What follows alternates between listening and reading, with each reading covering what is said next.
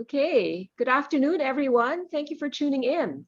On behalf of Manila House, this is Bambina Olivares, Director of Programming, welcoming members and non-members alike to today's webinar, Beyond Food, the Dining Experience. As you know, some of life's best memories are created at the dining table. Dining is an experience that goes beyond what is served. Food is but one component of a successful meal. Other elements come into play which make a meal memorable or mediocre, such as the service, the ambience, and the company. Now we have four industry experts who are going to talk about the importance of setting standards, whether you're dining at home or in a restaurant. Before we begin, let's just start with a few ground rules. This webinar is being recorded and will be up on the Manila House YouTube channel in a day or two.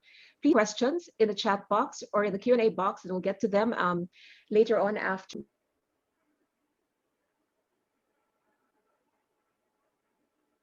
Sorry, did you not hear me all this time? Yes, for like Just a little 2 bit. seconds. No, just like 2 seconds. Okay, sorry about that. Okay, allow me just to introduce our speakers for today. We have a wonderful panel with us today, and I'm very proud that we have an all-women panel. So girl power, right? Okay, let me just introduce our speakers. Sanj Licaros is the founder of the Daily Butlery.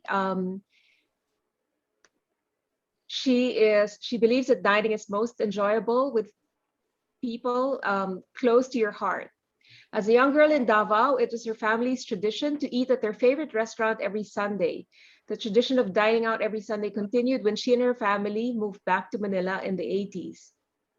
They enjoyed what the city had to offer during those times, may it be dining at a casual joint or at a fine dining restaurant. It was during this time that her love for food and appreciation of the exquisite dining experience developed. And recently, Sanj spent 3 months in Amsterdam studying the art of butlery. And when she came back, she founded the Daily Butlery, which provides personalized lessons for staff and professional and home staff. Malu Gamboa Lindo is a restaurateur, and she's the person behind Circulo, Tsukiji, Asutai, and Milky Way, which are favorites of everyone, I'm sure. And she's president chairman of Nova Restaurant and Services. Since 1995, she is general manager overseeing overall operations of the family-run chain of restaurants that have become institutions in the country's culinary landscape. She obtained her MBA from University of Chicago Graduate School of Business in 1994. Prior to that, she graduated cum laude from Boston University with a Bachelor of Science degree in Business Management.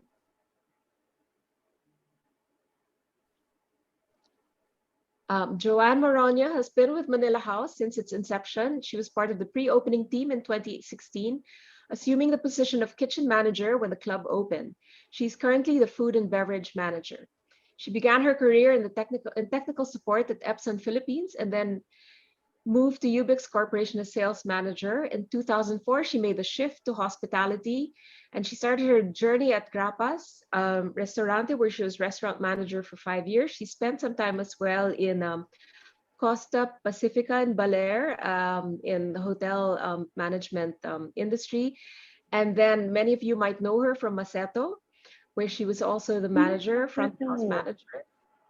And now it's my great pleasure to have her join us today. We're very proud of the work she's done. She's an integral part of the Manila House team, and we really couldn't function without her. So I'm very happy that Joanne Moronia can join us today. And finally, Sano, who's a design curator and service consultant. She has her own firm called Decorum by Mil, or MIL. Isabel Lozano, is a designer, mentor, and visionary whose focus is to put empathy and human needs at the core of everything that she does. Her experiences and exposure to luxury establishments, beautiful architecture and interiors, developed her fascination to human sensations that can be brought about by design. It formed the mission of enhancing experiences by elevating all these senses and putting the human at the center of all her design and developments. And you may also many of you have been to Antonio's in Tagaytay, and I know everybody knows or agrees that it has set the standard in service, restaurant service, as well as food. And Isabel is a big part, has a lot to do with that.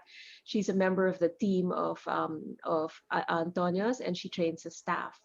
So with that introduction, let me turn you over to our speakers. Maybe Isabel, I'll start with you. Maybe you can tell us a little bit about how you got involved. You went from interior design in San Francisco to working for Antonio's and helping to set a standard for the industry here.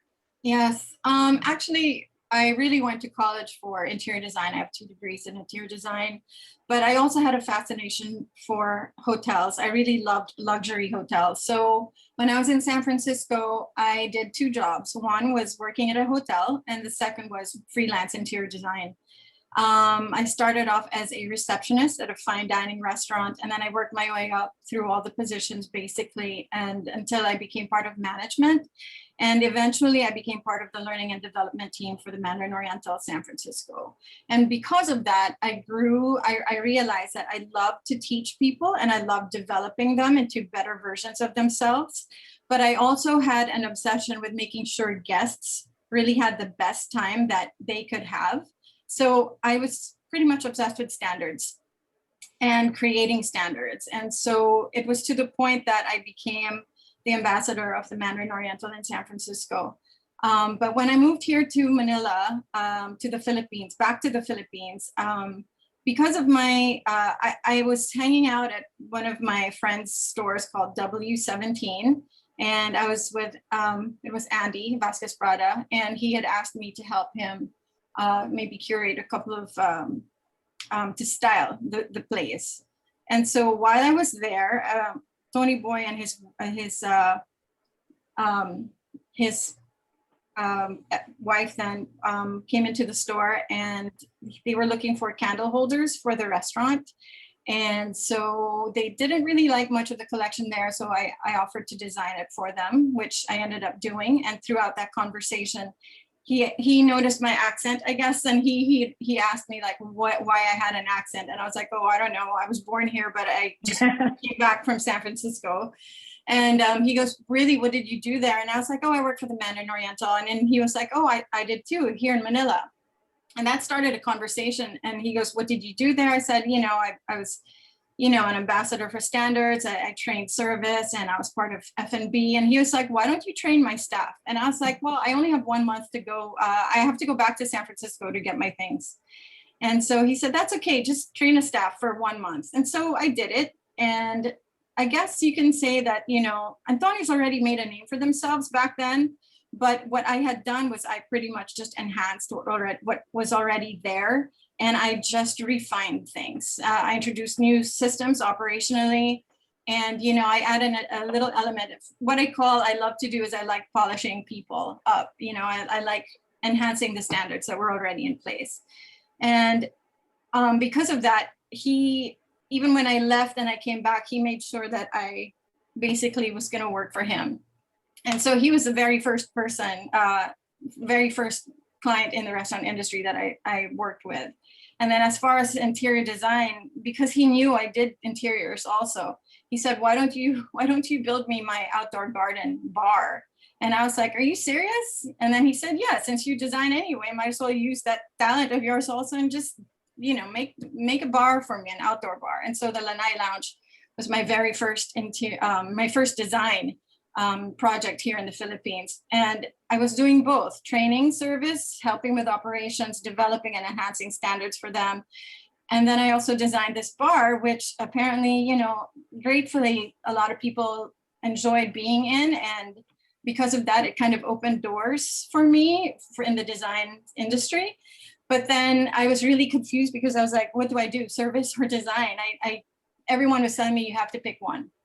But I really could not choose between the two. So I asked myself, what is it about design and service that I can't let go of? And the common denominator there was experience, how you're making people feel through design and through service. And so I said, that is what I do then. Then I'm pretty much more of an experienced designer than anything else. It's not just interiors, it's not just service, it's not even just operations, it's a mix of everything. So it's really an experience specialist or an experienced designer is what I ended up concluding I was. Now that idea was not really accepted so much here, so people still get confused what I am, but I am that. And that is something that I know that title actually does exist. And, I'm seeing more about experience lately and, just the psychology of design and the standards of service, put that together and you really can create a brand.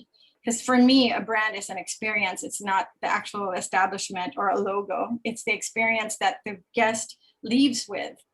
And then one major thing I want to mention is when I first got here, I was really obsessed with the guest experience. It was all about how the guests felt. But then I really realized also that it was so different here when it comes to training staff. There barely was any real training for a lot of the establishments, nor was there really much of an investment in people. This is just based on my experience.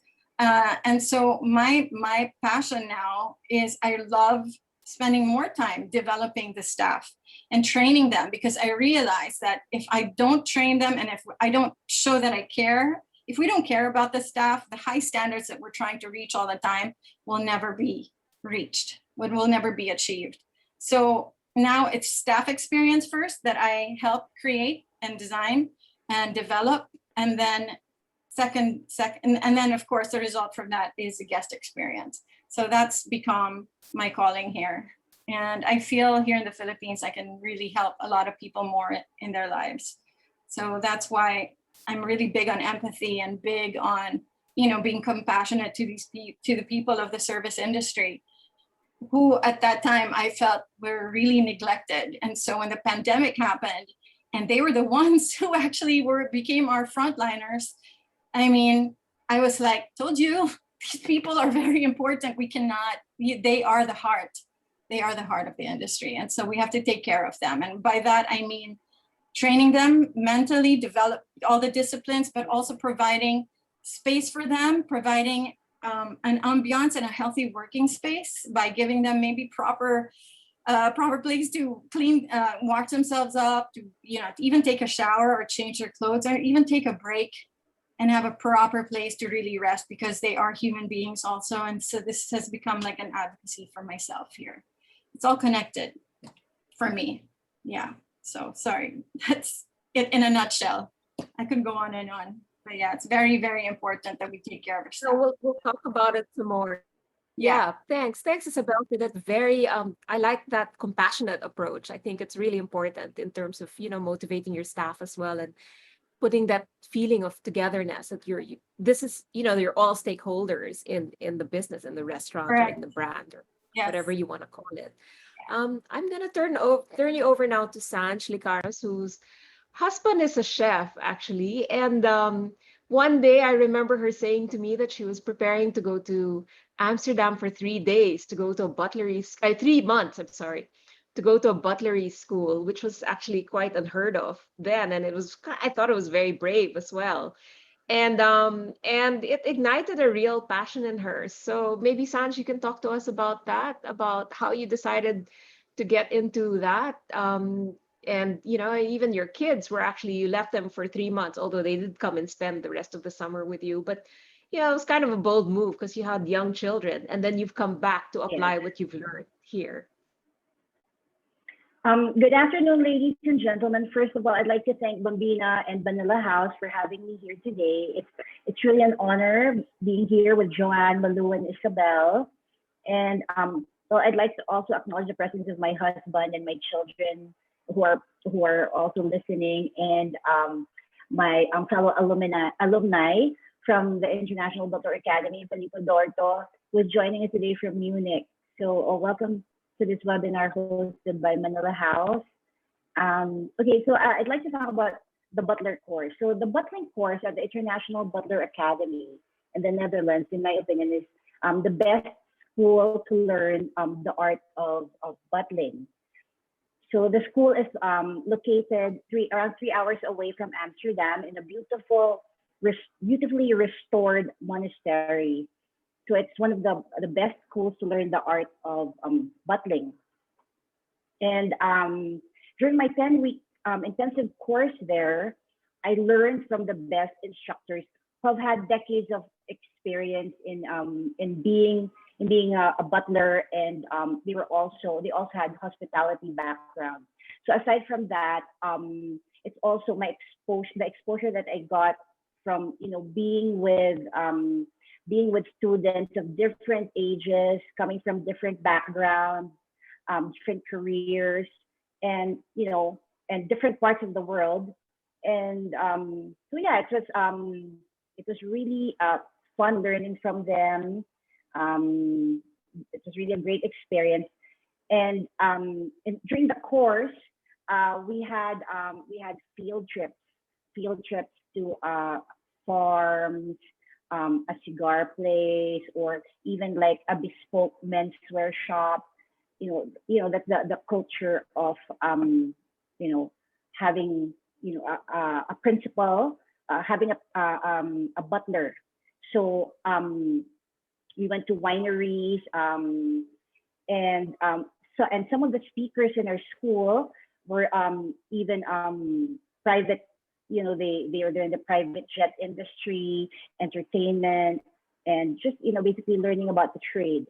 And we were doing also events in the academy, events such as afternoon teas, weddings, formal dinners, even caravans, and even a dragon boat event and weddings. So we were given the responsibility of being a head butler for the school for a few days, and then become an assistant butler, and then butlers in training the whole time. So on one particular special occasion, the students of TIBA, we were invited to serve at this gourmet festival in a beautiful historical estate with with several Michelin star chefs from Europe, and they were there to showcase their culinary skills. And for me, it was one of the most memorable experiences because it's not just having the honor of serving for them; it's also being there and part of the service team. We were treated to an exceptional buffet, being part of a service team. And the lunch was prepared by the chef team. And, they were smoking brisket and their big green egg, and which was for me one of the most unforgettable briskets I've ever had. And the setting was al fresco on benches facing a nice pond. And for me, that was a really wonderful experience because I was there as part of the service team, and I saw that even the service team, they were they were treated like they were like a guest also. And also there were times when we would be working 16 hours a day.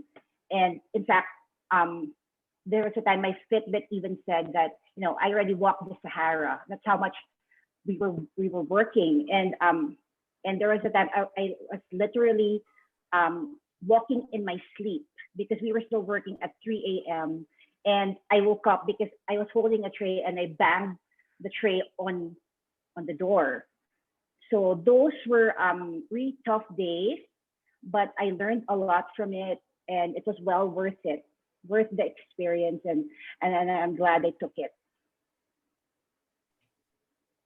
So yeah. Thanks so much. Thanks, Ange. And then later on, I think you'll tell us about how you applied it to this business that you started, right? We'll talk Yes, about yes, that later. yes.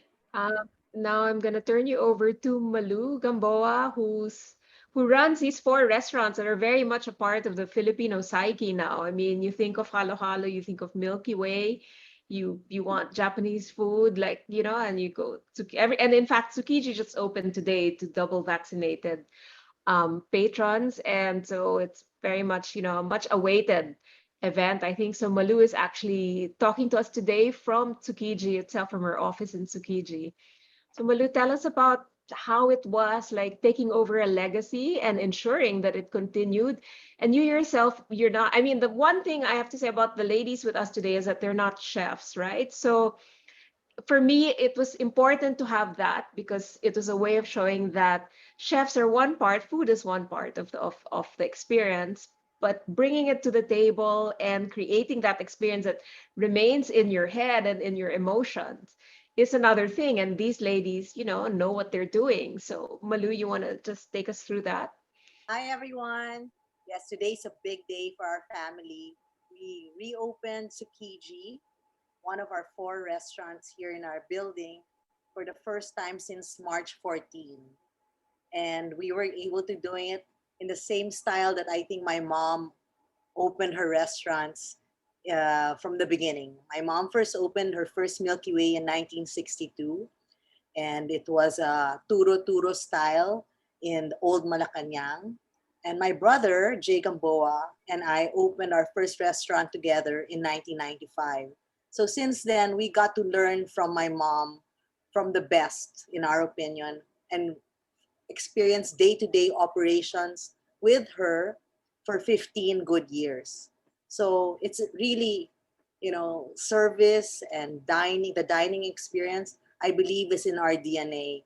One look and we know what's wrong, what's right, what's missing, and it's just from being here every day. I don't cook at all. My brother handles the back of the house. I handle the front of the house. And as all of you know, it's the experience of being here. And especially now during the pandemic, we appreciate dining in a restaurant more than ever. We've had how many meals at home? Over 365 days of meals at home where we had to prepare everything, heat everything, cook our own food, bake our own bread. So now when we're able to go out again, the dining experience is so pleasurable. We're just so happy to appreciate the small details that we probably took for granted before. So for us, when Jay and I opened Circulo in 1995, the concept was to have a tapas bar. So the people who came partied with us. A lot of people met their partners for life. Then they moved on and got married, had children. So Milky Way became like the place for their first birthday parties and seventh birthday parties. Next scene, they're calling me for their daughter's debut, and then despedida de soltera, you know, and then of course their company events. So it's nice how we all started partying together, and then now they've grown old with us. We've been in the business for 26 years. So a lot of it started learning from my mom, and with the brand's Milky Way, that's a really strong Filipino brand, a homegrown Filipino brand that evolved to opening a Japanese restaurant with our own Japanese chef, and then opening Circulo ourselves, bringing in a Spanish tapas bar concept, and then finally opening a Thai restaurant, bringing in Thai chefs. So it's come full circle in the past 26 years for us. And now the game is different because we're continuing our delivery operations because most of us have really begun to appreciate eating safely at home more. Maybe we'll go out once a week, but most of our dining experiences will be done at home. So it's been great that we've been able to respond. Like our Tsukiji sushi boats are the most favorite special gifts now that you give, like first a person who has everything, or you celebrate a family occasion in the house, then you order the boat and everybody's happy already. Good thing we had a line of frozen food from Milky Way. So the food that we don't know how to cook, like dinuguan, like who knows how to do that, right? Or kilawing puso ng saging. We have that all ready, frozen, ready Yeah. to eat, ready to eat. Um, so it's been good that we've had these lines pre-pandemic, and we're able to continue serving it now as we begin opening our restaurants. we realized that we have to do both. So make the dining experience in-house and at home as pleasurable as possible. Thank you, Malu. And I'm sure people are who haven't been to Tsukiji yet are vaccinated. If I'm sure we all miss the sushi there and even the wagyu, right? That's my like Tsukiji is my like little hideaway. Every now and then, it's nice to That's go our there and effort have to get like a everyone wonderful to get Japanese meal. vaccinated. Yes. Now I turn you over to Joanne, who I work with. And full disclosure, we are the two old timers by now. I mean, Manila House is obviously quite new. We opened in 2017, but Joanne and I were together even, during the pre-opening. I believe And like I said earlier, like you would have known her from Maceto, and she was a big part of putting Maceto as well on the map.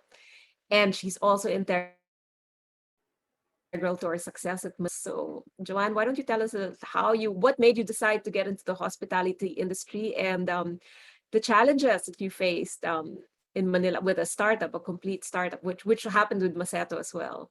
Yeah. Hi everyone, good afternoon. Well, actually, I'm a graduate of Bachelor of Science in Computer Science, so technically more on the IT business. But I use my this career. I've been to Epson Philippines for 1 year as a technical support, and then of course at that time I'm one of the breadwinners. So when actually the sales managers open one of our distributors. So I grab it because it's more on like financial support to my family. And then I've been for the sales for 3 years. And then the owner of the Ubix Corporation has a restaurant. So he asked me if I want to join a restaurant business. And I said like, oh, maybe I cannot do that because I don't have any background or experience in a restaurant.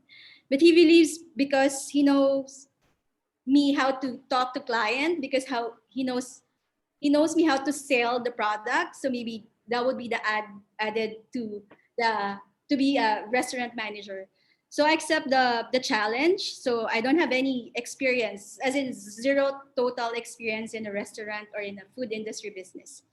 In that time, I was actually talking to my we call it a captain. So I learned a lot from him. So from how to set up the table, how to handle the plates, how to service. So for past 3 months, I learned that thing to him, and I'm so thankful that we're actually still friends. And at that time, after 3 years in the Grappas restaurant, he asked me to go back again to sales, and I said like, "Oh, I fall in love with this industry." And he asked me that, oh, I need you in the sales. And I said like, okay, let's give it a shot. So I go back again to the sales. After a few months, I looking the the the energy in the service industry. So I decided na, can you just take me back to the service? He said no. So I decided to resign. I look for a job. So I was actually accept the position in Maceto restaurant that time for a pioneer also for 5 years. And then there's actually opening also in I want to challenge myself again to be in hotel industry. So I decided to um, to apply to a resort in Baler, Aurora, and I became a F&B manager for 3 years. And then working in a remote area in Baler, it's actually so hard for us because limited resources. But I have a lot of creative people who help me to do this job.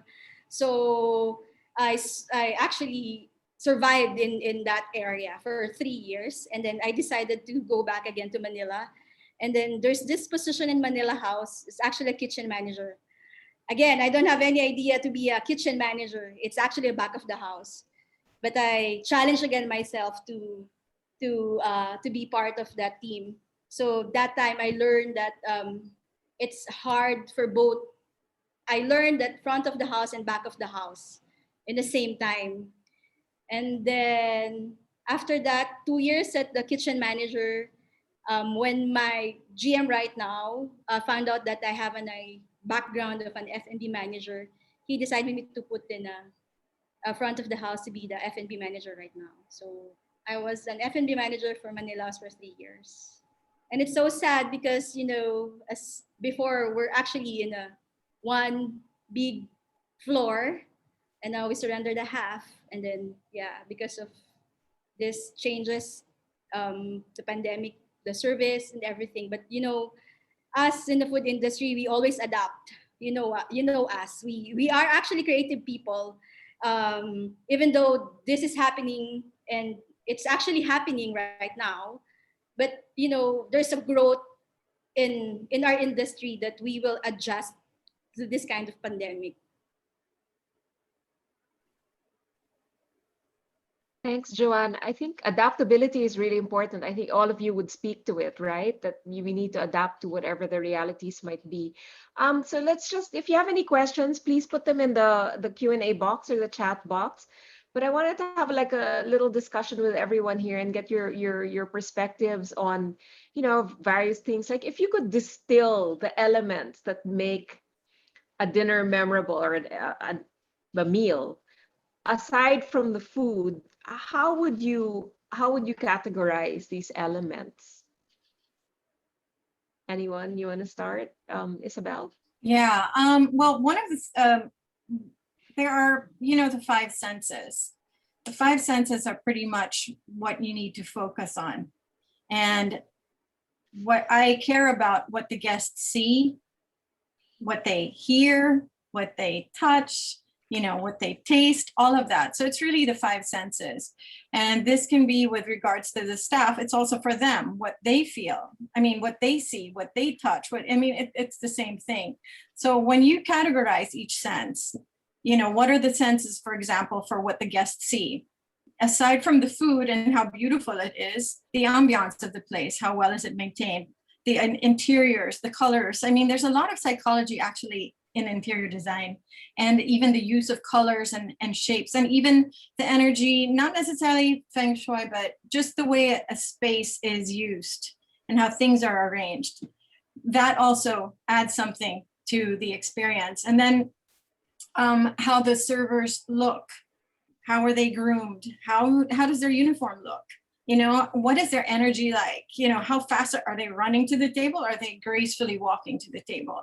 How are they walking? How are they putting that glass down? I mean, it goes on and on and on and on. So it's like how they hold a tray, just to me, like movement and energy is such a big part of contributing to the experience of the diner. Now, what else for what you hear? Even the music, ambiance, right? It adds to the ambiance, the kind of music, it helps set the mood and the tone of what you want your guests to feel. If it is, all of these things, by the way, have to be aligned to the brand. So it's not the same for every restaurant, obviously. It has to be aligned to the brand and what the vision is of the owner. One thing I'm very big on also is enunciation of words. Pronounce how they pronounce words, the kind of words that they use when they're talking to a guest, when and when not to talk, things like that. Scents, obviously, the food, in the restrooms, do they smell clean or do they not? Because if you go, for me, the restroom says a lot about an establishment, how it smells, all of that. And it's just like in a hotel room, when I walk into a room, the first thing I want to pay attention to is how it smells. Does it smell like cigarettes, or does it smell, so it's really all the senses. So these are just a few of the things that, encompass a proper experience of the diner or the staff, because for the staff naman, it's like, what kind of an establishment are we dedicating our lives to? Is it something that makes us better people, or is it just a place where we work and we're stunted?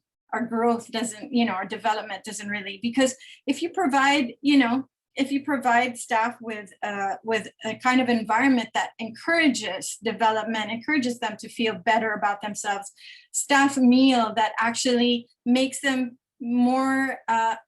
healthier, as opposed to heavier if it's always rice, that kind of thing. And I know that I do know that money you know, we have to think about the budgets and all of that. And I completely agree. I'm not saying not to spend millions, but I think it's something that we need to pay attention to, because it has been proven time and time again. If you invest in your staff, they will be happier people. If they are happier people, they serve even better. And the standards that you want to achieve is more achievable, you know. And then when it's achievable, your guests really, they love their experience, they go back. I mean, it's a win-win situation for everyone. They go back, the business becomes really much better.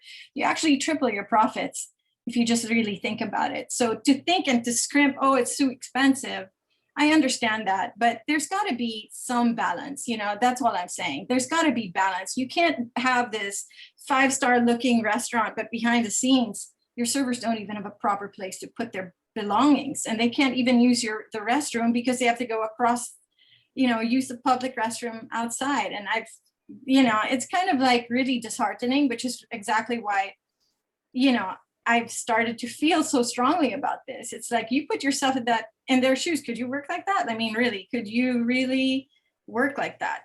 Because what makes you more special than them? You know, that's really my thing. And so, yeah, I might just keep talking here, but it's really so wonderful when I actually meet clients who believe in this as well.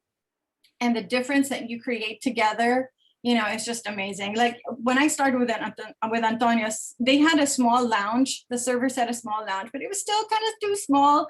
And, you know, someone like Chef Tony Boy, who actually listens and really cares about his staff, what did he do at the end? He built a separate structure outside of Antonio's that had a male and female lounging area with showers. I mean, that's what I mean. Sometimes you just need to talk about it, and it already makes such a big difference. Did I stray? But to me, it's all connected. They come out smelling better. They come out feeling fresher. If after taking a shower, they come out, you know, and who gets to experience that? The guests. They get to see this person who just finished taking a shower and feeling fresh. And, you know, that energy is passed on, right? It's not just this tired person who's like sweating. And yeah, I could go on and on with that. But everything has a cause and effect. Everything has a cause and effect. That's what I mean by, you know, being empathic also, and just being sensitive to how all these things connect. For me, a perfect experience, you can't even explain what it is because it's that perfect. You know, everything is so aligned and at par with each other that that's exactly it. The feeling that you have, and it's every aspect is in par, at par. Mm. Do you concur? I mean, in some places, like at least Antonia's has the space to build something. I mean, not every establishment does. So how do you go about that? I've come This is across limited. that. I've actually come across that. But again, you know, of course, if it's already an existing establishment, it would be good to, again, this is where interior design comes into play, you know, maybe exploring how you could either renovate or just add a certain area. There are ways of doing it, or maybe you rent, of course, I know money doesn't fall from trees, okay? I mean, all these things have to be done with studies and properly done. But you know, like this restaurant that I also was with, you know, they didn't have space, but what did they do? They just found a place nearby, and they made that place where the servers could leave their bags and rest and have their meals. You know, so there are ways to doing it. You know, if not, yeah, it would be really, I've had really challenging clients wherein, you know, their heart was there, but they couldn't really do anything because they rented out the space already. But, you know, again, well, make it up na lang in other ways, you know, just really that maybe their meals, whatever you are able to make, whatever changes you are able to do, no matter how small it is already a big difference. I'm not, you know, not everybody can change a place, you know, but the way you treat them, let's start with that. You know, the way you treat them, the way you show them honor as well, the way you show appreciation for them. These things don't even cost anything. So I could go, that's a whole nother angle also. You know, if you can't afford to do these and that, understandably, maybe show appreciation in other ways. Take care of them in other ways. You know, maybe giving them a bonus. I mean, I don't know, better meals. Thank you. So Training? Malu, how do you you've had staff that's been with time, right? And have you had to let some of them go during the pandemic?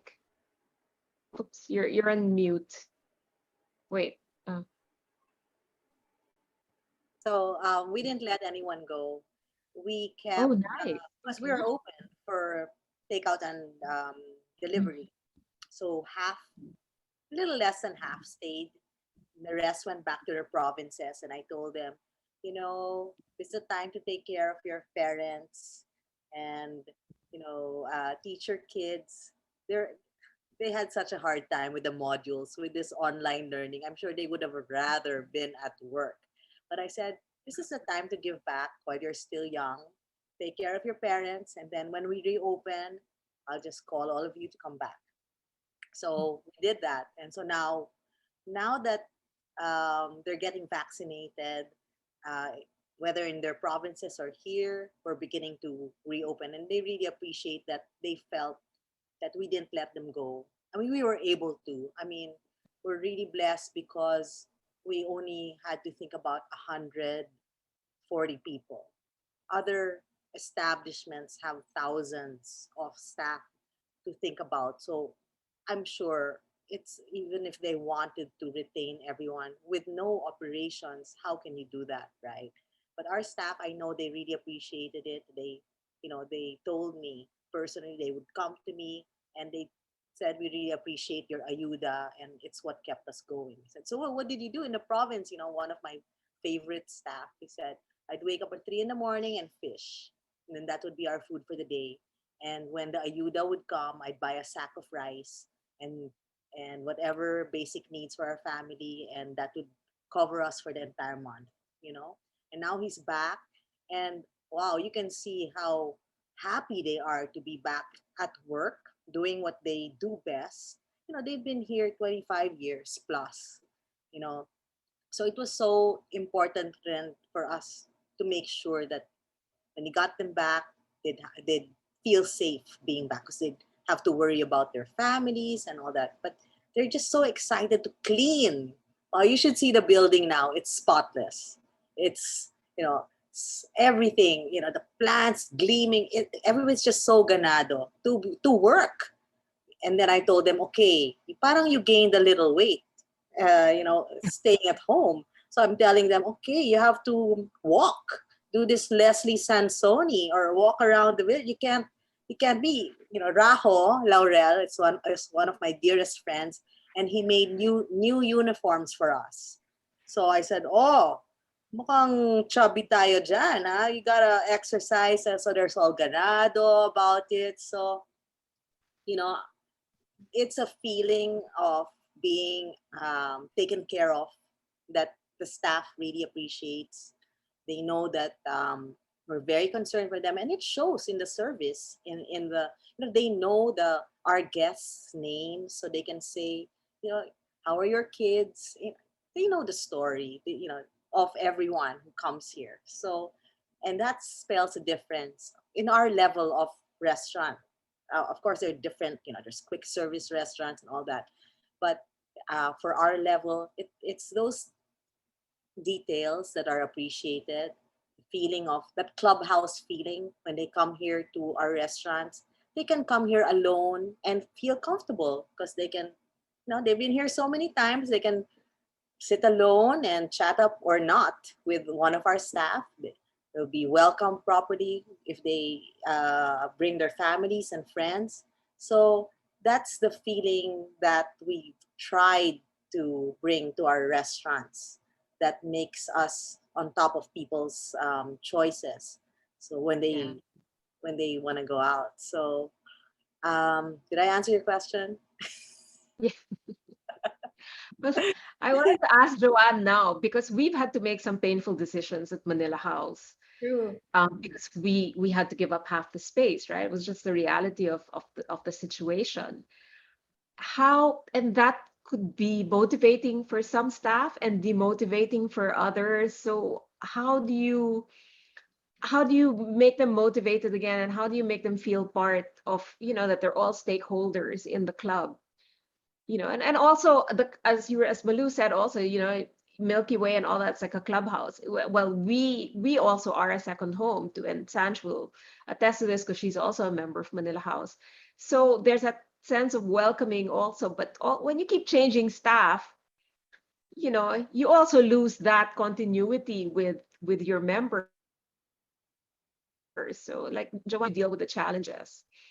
Yeah, actually, Miss B, it's actually the biggest challenge for us because before, when we have the whole area, our stuff is like 210. Right now, we are actually 70, not even a half. And So it's a then, third, like two-thirds. We got rid of two-thirds, right? so it's actually very hard for each head department to talk to their people, how to let go and how to handle these people feelings, of course. But of course, when I'm talking to them, I'm not just talking work. I'm also talking about personal. Like what Miss Malu said, like, oh, I think you need to go check your parents or your family, like that. So choosing naman people is like hard also. Kasi they some might tampo, like, oh, why him? Why her? Why not me? But of course, it's choosing them is like I want them the way how they love food also. It's not like, oh, masipag yan. It's not like that. It's actually an art of choosing these people kasi oh, this person personality check. This person personality check. So technically it's more on they actually loving the food to to to serve the commitment to the guests. So I choose these people right now. From 60 people, we are now down to 16. Before Manila, I'm handling 63 people down to me, from manager to supervisor to server to busboy and to runner. Right now, we are actually 16, and these people are actually brave facing these challenges right now. And I'm so thankful because they are actually supportive to me and to Manila House also. No, it's true, and I see it. I mean, it's also tough because then you also have guests that say, or members that say, why is it taking so long? And you also kind of have to understand that the it's been streamlined so much, the staff, no, but we all like do our best, and the fact that members keep coming back, we must be doing a good thing, though. Sanj, you're in a slightly different part of the industry. Can you translate all these things into the home experience of dining?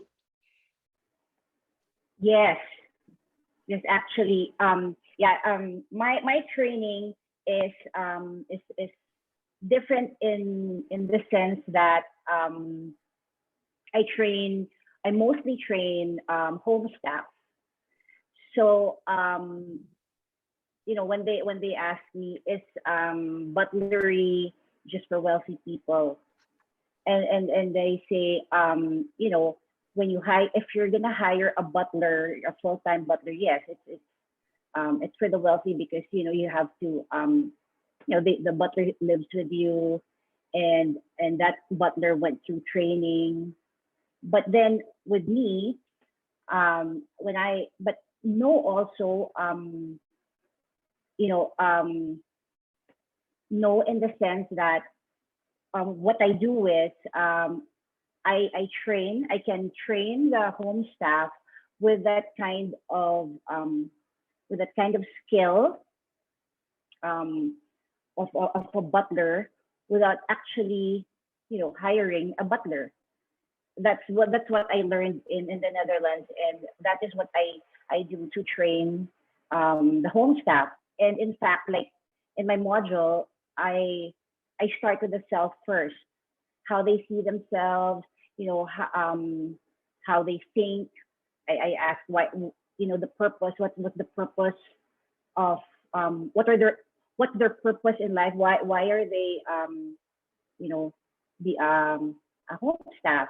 And most of them say it's about their family. So from there, I already tell them, you know, when you're serving, when you're working here at home, um, for your principal or for your boss, your amo, you just have to wake up in the morning and tell yourself, okay, this is my purpose. I'm gonna do my best.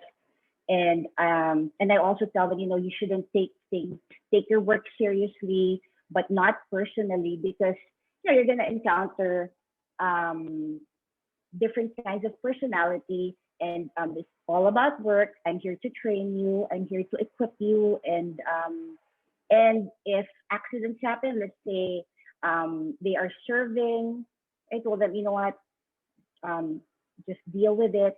Don't get don't get scared. Don't get taranta. And I tell them, just make a just prepare yourself for those things. And so there, my training is not just the skill; it's also equipping them to be ready for those accidents or incidents at home. Did I answer your question? Yeah, it's like Downton Abbey pala, what you do. Yes, yes. Well, of course, it's really service at home or in a restaurant or in a hotel. It really entails a lot of a training. So and training is not just um, physical; it's also mental, because there will be days when you're under a lot of pressure. So you just have to snap out of that and practice what you learn. What about the table setting? Like, well, Isabel was also saying that all the senses, so like at home, the table setting is still the amos kind of, domain, Yes. right? Yeah. At the end of the day, I train them. I train them with a formal setting, formal table setting, and then I also train them an everyday setting. And the reason why I train the formal setting, I told them it's not every day you're going to do this, but you might encounter this. And most often than not, your principal or your amo will probably hire a caterer if it's a formal event. But then I want to train them that, so they're also it's also information for them. It's a skill, and they can always scale it down. So I teach them the basics, like the first know the menu, because from the menu you will know what kind of table setting you're gonna prepare. And I also tell them I'm teaching you all these skills, but at the end of the day, it's still your amo or your boss who you follow. So and also I ask also their principal or their boss or amo. I ask them also how what kind of food do they eat, uh, how do they receive their guests, do they have protocols at home that need to be addressed or need to be written down, and yeah, all those things. But basically, at home, like for my clients, usually their dilemma is always proper service, proper table setting, proper service. But of course, there's an art to that, and and also down to even like washing the dishes. Okay, you want to practice sustainability. You don't want to waste water, so there are ways. So that's what I do, and yeah. Wow. So even to that extent, I didn't realize that. That, Yes, that so makes down to the kitchen. sense though. Kitchen. Mhm. I Thanks, Ange. Let me just go to some of the questions we have here. Um, Now that the meal delivery is the norm in the industry, sorry, how will we be able to provide a memorable dining experience for the guests? Maybe Malu, because you've been doing only strictly home delivery, meal delivery. How Sorry, can you repeat the question? I was reading the Q&A. Oh, how now that meal delivery is a norm in the industry, how will you be able to provide a memorable dining experience for the guests? I guess part of it is you don't just dump the food in the container, right? It's still there's still an art to it. Yeah. Well, ever since pre-pandemic, we always offer lending our platters to guests. We lend our shaping dishes for banquets in your home. So we say, just leave it to us. All you have to do is put the food on the buffet table or your dining table. So a lot of guests, of course, are wary about it because of COVID. So they prefer disposable. So it's really up to the client. We can lend our platters, it's more environmentally friendly, and they just return it the next day. But if they're wary about it, then the packaging has to be disposable, properly identified with stickers. So my sister Popsy, she's so good at that, and she was able to fix it for all the restaurants. What's important is I always tell my staff is from the moment the order is taken, the experience starts there.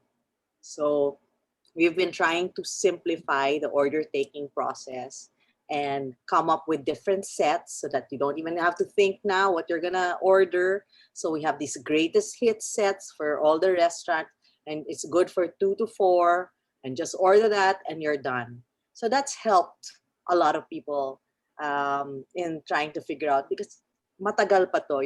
We're gonna do this. COVID is here to stay for a little while longer. So we're still trying to figure out how do we make the experience of ordering in safe and comfortable and delicious. So we have insulated containers that the food arrives in. We've been using, of course, different couriers. So the food can't just be in a brown bag when you give it to the courier. It's usually the Zoom boxes are in a craft box with a sticker. There are instructions for heating, sealed, because you don't know what's in those boxes, right? So all these things have to be taken into account just to make sure the food arrives safely and properly. But now we're so used to Instagram and the camera eats first. So experts na tayo how to plate the food at home. Um, all of us, most of us have started growing herbs in our garden just because we have so much time. So you can use all your plates at home, light a candle, put an herb, and it really makes a big difference. So there's just so many things that we've learned during the pandemic of how to make the experience better. And I think people know already what to do and what to expect. It's been quite a learning experience for everybody, and I think most everybody has responded quite well. I think Joanne also you can attest to that because it's a learning process for us, right? And what are the little touches that we've included in the takeaway service that have you think have made a difference, you know, um, and made people order again and again? Well, actually, like we want to cater Manila House to their home.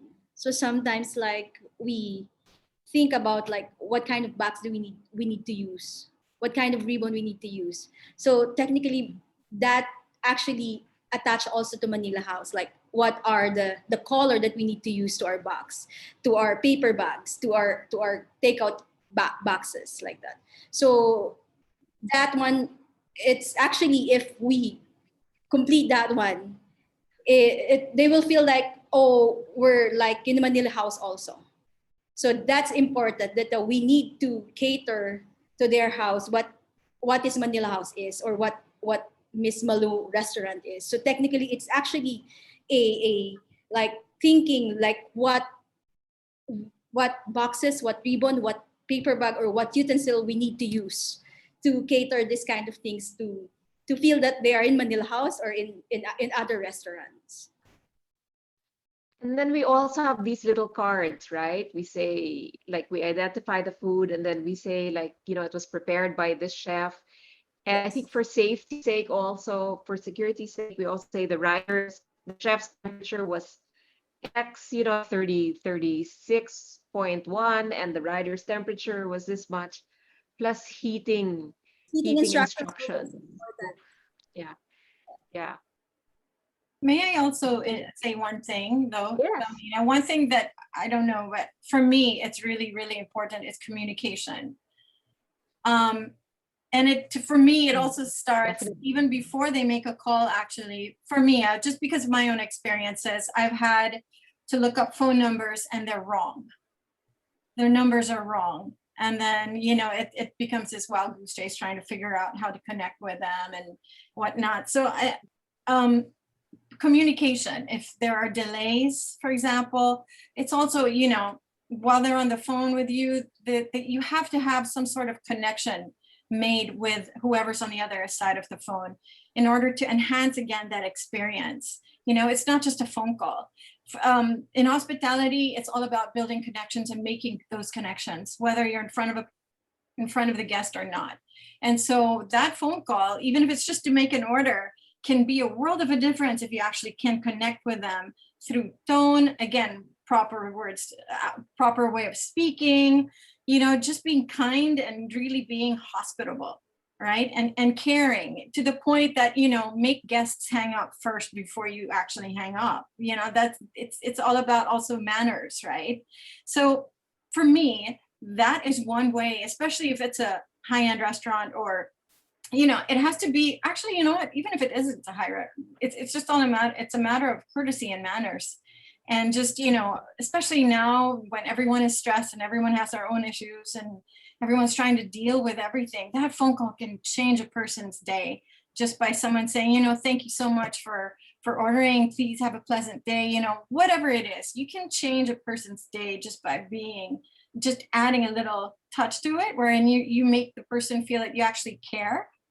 This is again where it comes to empathy once again, so it's not just a phone call putting in an order. That phone call can be a lot, and it's really the skill of communication. So again, yes, we can't really train staff nowadays, because of the pandemic, but there are certain things that you can teach them about through Zoom or whatever, and one of them is really communication skills. How to talk to each other, how to take orders. If there's a delay, how do you let them know that there's a delay, or you just don't care? So, or a check back. It's just like checking back on a table. We'd like to confirm that you received it. Going that extra step above and beyond, that whole famous term in hospitality, going above and beyond, to make sure that the person at the end of the day, the person who ordered, feels so wowed by how you took care of them, even from afar. And that for sure will. And then plus the fact that the food is delicious and presented really well and professionally done, that's already like a game changer. Yeah. Let me segue from that to a question we have here. So you were talking about takeaway. Now, in a face-to-face service, how do you balance being friendly yet formal? How do you, in a face-to-face? I'm sorry, where's that question? Yeah, well, when you're dining in, sorry, I guess it meant dining in. Through the eyes. I'm sorry, how do you connect with a guest, even if you How do you balance? Well, like for us, for example, in a club in Manila House, you're a club, so there's a certain level of friendliness to an extent yeah. because you're supposed to know all the guests, but then you Yes. also have to have some kind of distance Correct. because you're in a Yes. service Yeah. industry. Yes. How do you balance, those two? Well, that's something that for me is trainable. If it's, again, I'll go back to what Joanne said, because one of the first things I always ask when I have a new client is, how are your staff hired? Everyone here, how were they hired? And how long have they been here? What's their history? Because were they hired because they needed a job, or were they hired because they were specifically chosen because they have the right personality and the right qualities for that particular job? Hiring the wrong person hiring any wrong person for just any position is probably the most costly mistake any company can make, right? So instead, training again is really super, super important, but training the right people. So I have to go back to HR because it really matters with that, how trainable a person is. Now, how do you balance that? Again, you can train them. It's all about reading body language, teaching them how to read body language, knowing when to talk, when not to talk. Also knowing guest preferences. Are these types of people, we already know they don't like being bothered. So if we know that, then we should respect it. And that goes down in the guest preference log, you know, and it's all about really making the experience so personalized by paying attention to how they are during their first visit, what they like to eat and all of that. And knowing if they're the type that are easily approachable or not. But again, also training the staff when they can talk and when not to talk, knowing their place also, you know, how long also a conversation can be had. Like I've had servers where they'll just chit chat for like 10 minutes and that's not acceptable, you know? So again, standards, letting them know what they can and cannot do, being very clear, I think, with your staff as to what the standards are. And if they really understand that, then, and they are the trainable ones that are really meant for that job, then they will do it. They'll be able to manage that. You want to add something, Joanne? I think you kind of need a little bit of an encyclopedic, you know, knowledge of what your members like, right? It's not Yes. just you put it in the database and then you refer to it. Yeah. Actually, preference also. So like, since we are a membership club, we know the preference of our guests. So we also know who's actually their, we call it favorite server, or who want to serve to them. So, but if we actually don't know the client or the guest, when introducing yourself, it's just like, when you are actually taking order, that's the time you are actually introducing yourself. And that's the time that actually engaging to the guest. And then knowing them also. Asking them, I mean, talking to them, you will know their preference. So when in terms of the service, you know na what to do in their table. Mm-hmm. Yeah. Sanj, I have a question, directed towards you. I think you've seen it. Um, this is from during your time in Europe, you said that it was an honor to serve all the fantastic Michelin star chefs. Servers in the Philippines will mostly say that their chief incentive is the financial well-being of their families. How do you find an overlap between these two realities where servers see it as an honor that that in itself benefits the family? Service, what do you mean? Like service that Like, how are you able to impart that sense of honor that, you know, that you felt in when you were in Europe, and then whereas we have staff that generally don't come to work okay. for the honor, or I if, like, say, they're household staff and they basically have no choice in many ways, right? I understand that, but okay, I guess most of us here in this webinar, you know, most of us we have staff at home, you know, server help kasambahay, Helpers. and so here I have my own home staff, and but when I went there, I was a staff. I was a butler in a private home, which is our school. So for me, it's really you know, Michelin star chef, you know, that's they earned that. But at the end of the day, they're also people working for what? Maybe their purpose. What's their purpose? To create the best food, have the best restaurant, or simply like because they're also working for their family. So you know, it just so happened that you know they have um that title, but at the end of the day, you know, they're also fathers, they're also um brothers, or you know, so how do I overlap that? What's your question again? Mandina? Overlap How, that, like, the two because realities here because where you here have served as an honor, yeah, and I benefits the guess, family as well. and you know, in my I training, think like maybe what I said, in your jobs. sorry. Yeah, in my No, training, like maybe pride, taking pride in your work. so you know, in my training in the beginning, I really first I get to know them, and I tell them it's not just physical health that we're training. It's also mental health. So I tell them, I know most of them, they work for their families because they want to send their children to school, but is there that love for service also, that love for service? So I really explain to them that your boss or your amo hired me because they care a lot about like how they want to enrich your life by learning a skill that will give them confidence to I learned this skill. I feel like they're probably telling themselves I can take this with me anywhere I work.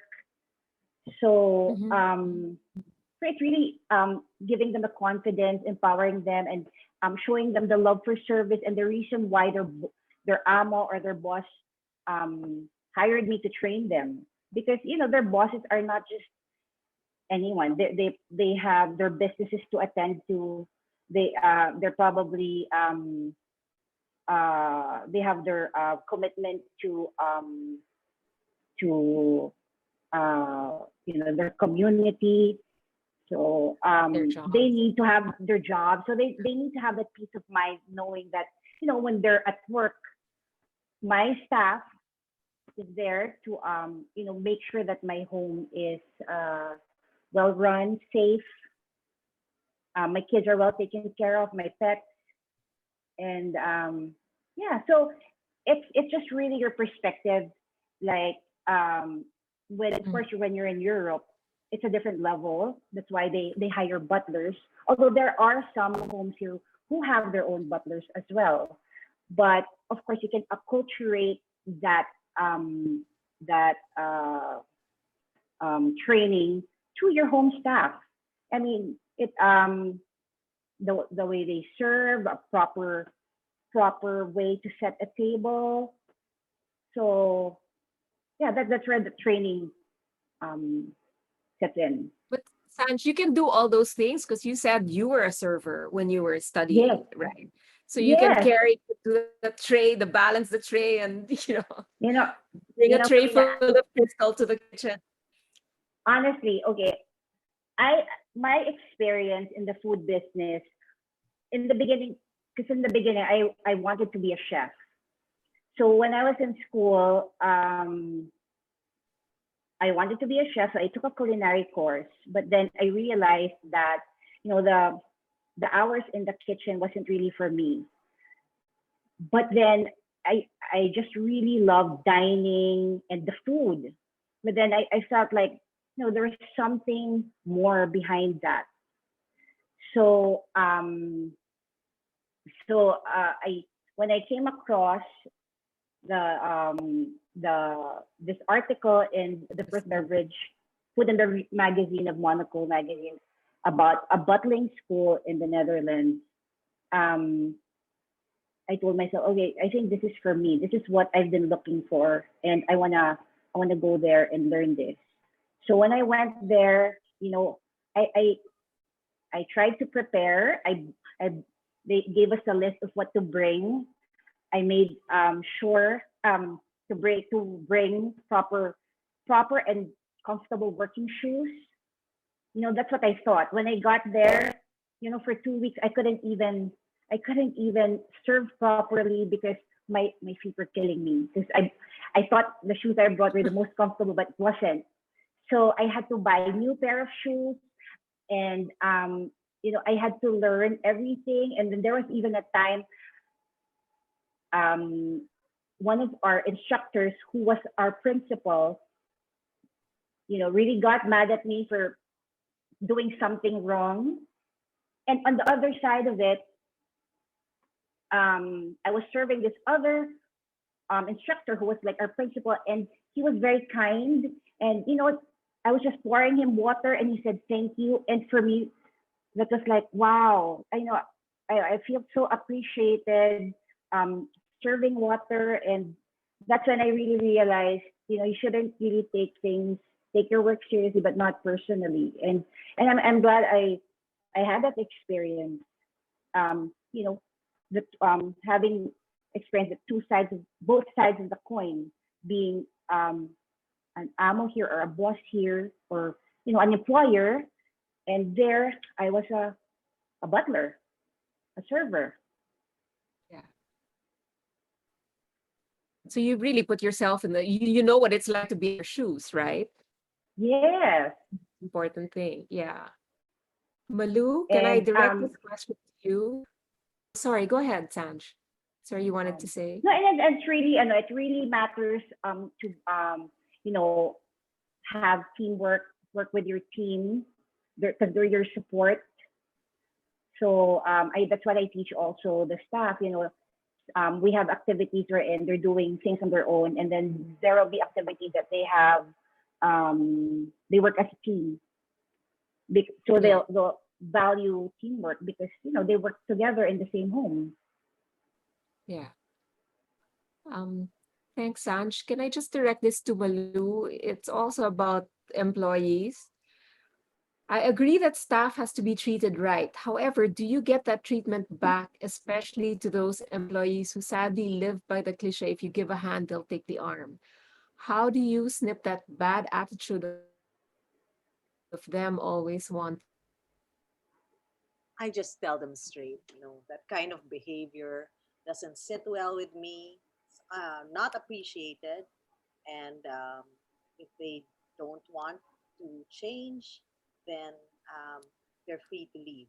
I mean, of course, there's so many labor rules and all that, but there's really a way of communicating with them. And uh, they also want to be heard. They want to know that they're being heard, but it's so important that they hear you. I mean, there's a certain style of Mm. in our restaurants, and there's a DNA, and it's so important that you're a team player. I can't have a bad egg here because it's Yeah. going to make us all look Mm. bad. So I have to tell them, um, yung style mo hindi tama, hindi bagay sa style namin dito. I tell them straight. So I think you'll be happier elsewhere because your behavior is showing me that you're not happy here.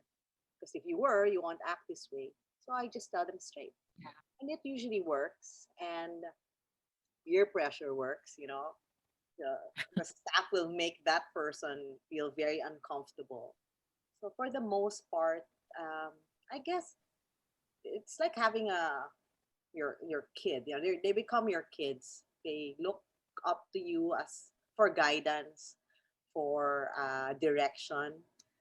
It's not, as everybody here knows, it's not just work anymore. And more so in the past year and a half, you realize that you're a family, and it's really part of the business of good business to take care of everyone. That's how we're all going to survive this pandemic.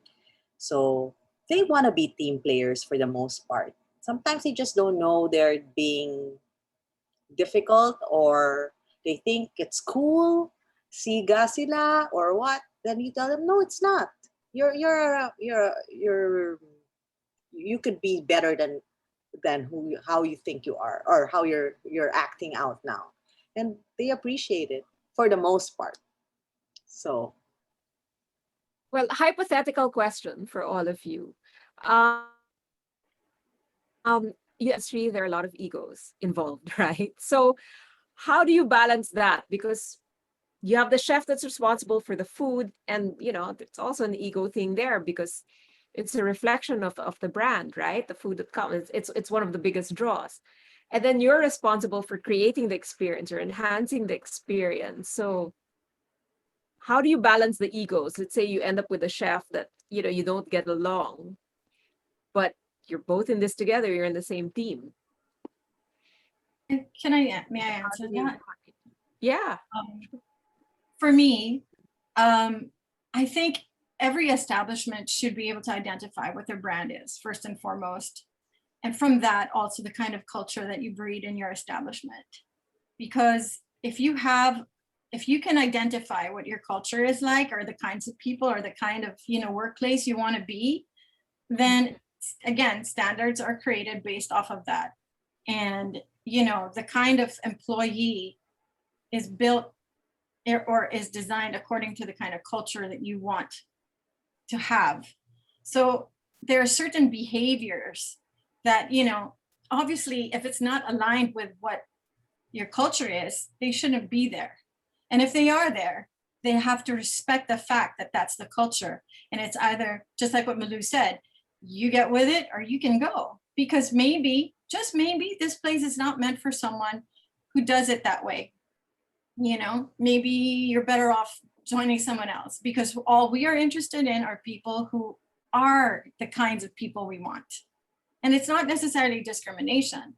It's really just having the same values. So if you have a big ego and you do not learn, or you do not know how to respect people, then maybe it's time also to reevaluate what establishment you're working in. And maybe you should find somewhere else that's more bagay, or maybe a culture that accepts or tolerates yelling at people, using fear and whatnot, because there are many who actually do.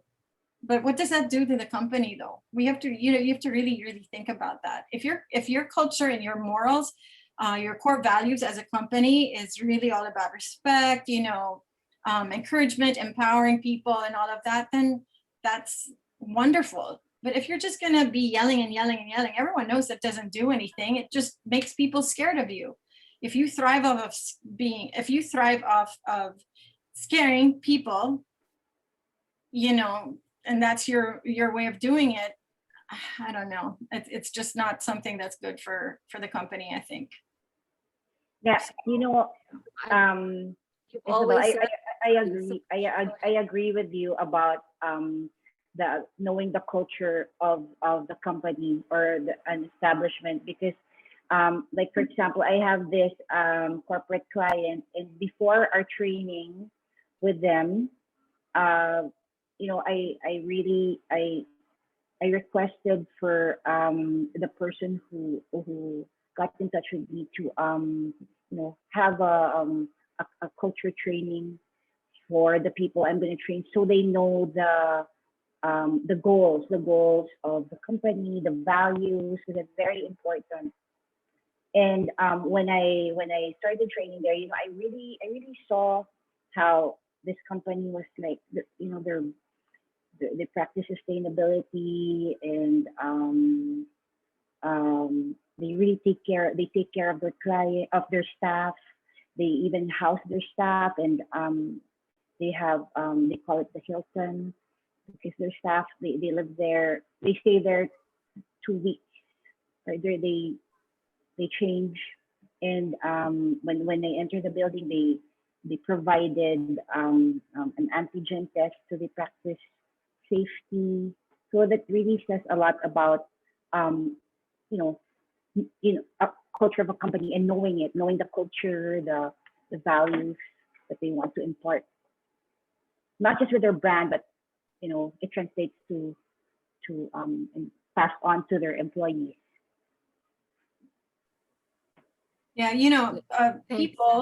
people are actually brand ambassadors, right? We call them brand ambassadors. They're not just servers or waiters or dishwashers or whatever. They're all brand ambassadors. They all represent the brand. And if they don't understand what the brand is, then there's going to be a problem there. It's like, you're setting them up to fail if you don't even tell them what they're supposed to be representing, right? So it's really important, again, back to communication and back to making them feel special. Because actually, if you let them know that they're brand ambassadors and they're not just servers or whatnot, then that actually makes them feel even more special, and it's how you talk to them. So it's how you make them proud of responsibility. Company, yes. And some people don't even have HRs, but that can still be done through the owners, through the top managers. But we also have to be careful. There is a decorum, that if you're a manager and your staff, you don't become best friends, but you do support them, because the minute you become best friends, there's also a problem there, right? It becomes very emotional, which is something that's very popular here in the country. But that actually may work if you're like a really small mom and pop establishment, but if you're a growing establishment, that is definitely not the way to go, because there is a fine line between, you know, the being chummy with someone and not, and knowing your rank in the hierarchy of the organization, not in life, but in the organization. Okay, let me just get through some of the questions here because we're running out of time. Um, Sandra, your husband has quite a few questions here. He has one directed towards Malu. He loves eating at Tsukiji, obviously for the food, but I enjoy the service. It's not fussy. Staff are relaxed, and the more mature staff members just seem to know what guests want. Is the dynamics of your dining staff something you really planned, or is it something that just morphed over the years? Oh, it just happened. I mean, I learned from them. Yeah. So we have how many? Still, our top managers started with my mom in 1962. They came to us at age 16, 17, 18, and they're still here. So Bok is in charge of front of the house, Lisa in charge of the back of the house. And they are so amazing, the most working people I have ever met. I mean, they're 70 and they act so young, and they really know what they're doing. They're so well respected in the building. So, you know, it really helps when you have staff like that. They set the example. So how can this 25-year-old kid be tired when the 70-year-old is still standing? I mean, Yeah. so you know, it's really they live and love their work. Uh, they love being here day in, day out. It's their life. And the rest of the staff just learn it and see it this way. So I'm so lucky. So with us, it's really, you know, the business was handed to us by our parents.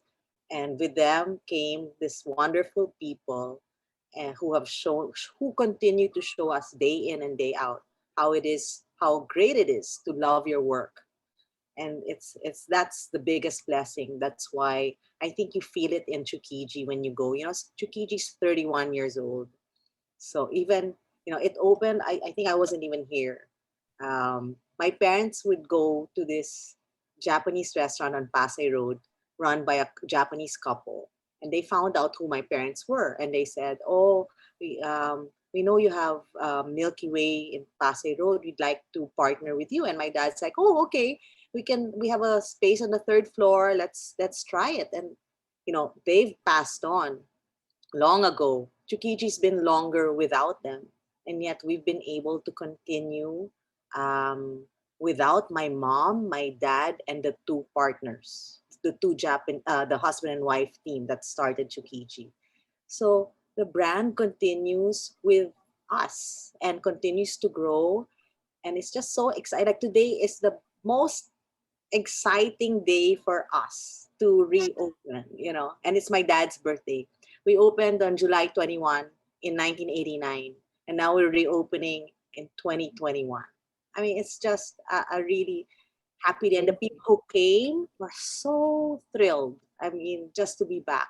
And it's so important to us. So, um, yeah, thank you. Thank you for supporting Chukiji, for being our regular guests. We hope, you know, it's going to be a little different now because we're still not complete. A lot of our staff still coming in. We're waiting for them to be fully vaccinated. We should get our groove back in a few weeks. So thank you for your understanding and your patience. And we look forward to many more great meals. Thanks, Malu. Yeah, we're all excited about Tsukiji, and Yeah. I'm sure you know people are rushing to get their vaccinations just to go. I'll direct this other question to both Isabel and Joanne. When you have banquet style events, you have to get more food servers, right? So we've in Manila House, we've had to get outside, day hires. So how do you communicate the values to them and the brand, if they're not regular hires? Can you still have quality service? Well, Well, Joanna lang first. You go ahead, Joanne. well, Miss B, in terms of operation, it's actually hard to be in like you're hiring people on the same like on this day on time, and then there's actually no background or experience. But of course, with these people below to me or me also, it's actually telling them that, oh, you need to shadow them, to like don't parang wag mong pabayaan, like be on her or his side when in terms of like serving. Or I'll talk to these people like, oh, you need to follow him. If he said something that you need to follow, it means like I mean, I'm giving them the right to tell you what you need to do. So you need to follow him. So it's just like you need to respect who's actually your even you're a server, you need to respect him because it's her job and he knows what it's actually doing, and it's your first time, and it's you don't have any experience in this. So in that case, you will learn. Isabel, do you want to add anything? Oh, yes. Well, we can go two ways here. One is, and this has been done because, for Antonio's, for example, or Balay, we have, well, on-call people, right? But you can do that in two ways. One is you already know that you're going to be needing these people. So you start creating a pool of talent who you call in whenever those things happen. Now, these people, there's a rule: you are not allowed to be on the floor unless you're trained, even if it's just the basic training of the basic standards that is aligned with our brand. Now, are you allowed to talk to guests or not? Things like that.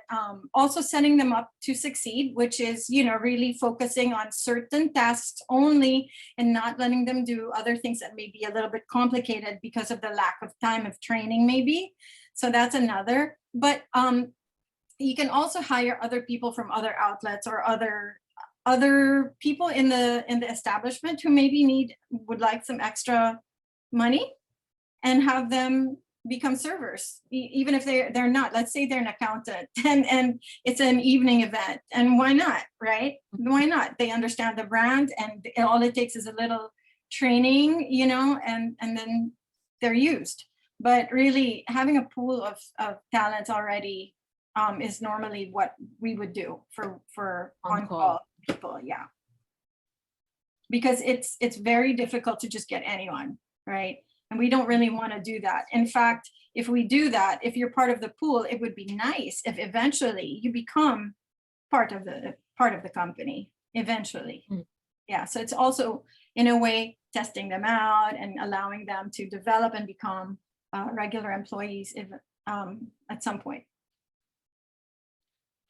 Which I have to close soon because I know, everybody has other things to do.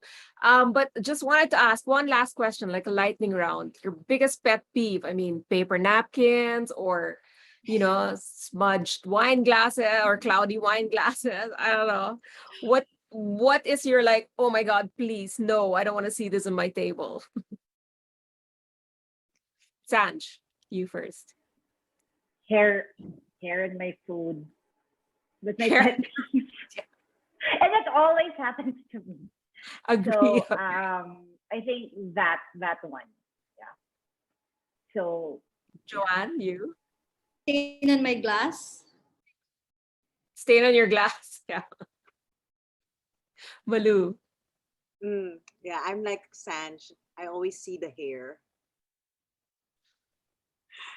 Drives So me I think crazy, that right? it's good. Sure. It's good that my eyesight's still good, right? But I am one that finds it when I eat out. So that would be scary, but it happens. So Well, with You, me, it's not so much the settings, but it's if I have to raise my hand. I do not like that. And also if the server doesn't know how to answer questions. But mostly, it's the hand thing that drives me crazy. Like I can see a guest raise their hand or is about to raise a hand and I'm like, no. So yeah, it's the hand that I cannot, because that tells me no one is watching that table. So it just gets to me. It's yeah, that's my pet peeve. Okay, well, on that note, I'd like to thank everyone, our panelists, for joining us today. It was really such a pleasure to have you and to talk about, you know, the experience of dining that goes beyond food. And it's nice to know that we share the same kind of values and standards. And hopefully we continue to be beacon for the industry and keep setting, standards and keep making the bar higher. And as Isabel pointed out, and as all of you have also said, there's a lot of compassion. There's a human component as well. We talk about food, we talk about service. I think the most important component is the human component, and it's important to treat that with compassion and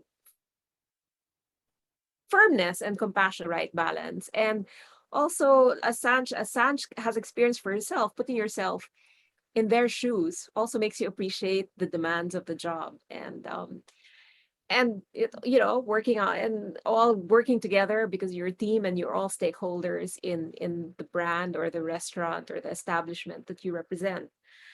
So I'd like to thank all of you for joining us today. Again, this webinar has been recorded and it'll be on YouTube or the Manila House YouTube channel in a day or so.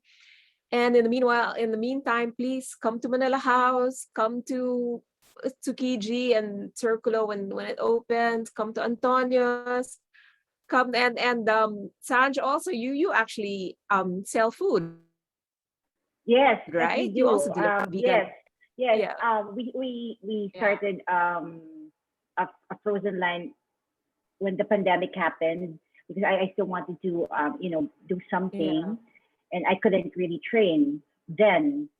So yeah, we came up with like plant-based food, frozen food, ready to cook or ready to eat. So there you go. Daily Butlery also has food. So on that note, thank you so much for joining us today. See you next time. Thank you so much See for you all. having Manila House Thank you is so open and our much. Thank you takeaways are so much. really We had friendly fun. to non-members. Thank you. Thank you. Thanks for joining us. See you all soon. Bye. Bye. Bye. Thanks. Bye.